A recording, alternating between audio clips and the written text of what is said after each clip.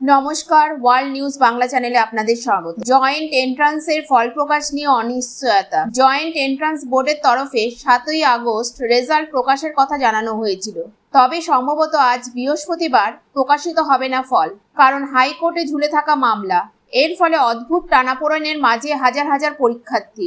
OBC জট কাটার পরেই চলতি বছরের রাজ্য জয়েন্ট এন্ট্রান্স পরীক্ষার ফলাফল ঘোষণা দিনক্ষণ জানায় বোর্ড। বোর্ডের চেয়ারম্যান সোনালী চক্রবর্তী বন্দ্যোপাধ্যায় জানিয়েছিলেন 7ই আগস্ট প্রকাশিত হবে ফল, কিন্তু আজ ফল প্রকাশ হবে না বলেই বোর্ডের সূত্রের খবর।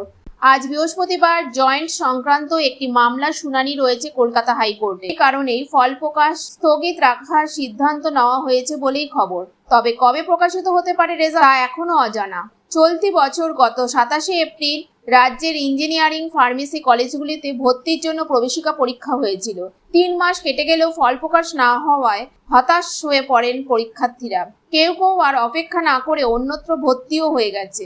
অবশেষে সুপ্রিম কোর্টের নির্দেশে সংরক্ষণ সংক্রান্ত জট কেটে যাওয়ায় ফল প্রকাশে তৎপর হয় বোর্ড। কিন্তু এদিনও ঝুলেই রইল পড়ুয়াদের ভবিষ্যৎ। বন্ধুরা, আজকে এইটুকুই আপডেট। পরবর্তী আপডেট পেতে চ্যানেলটিকে সাবস্ক্রাইব করে রাখুন। আপনাদের মতামত কমেন্ট বক্সে জানান। ধন্যবাদ।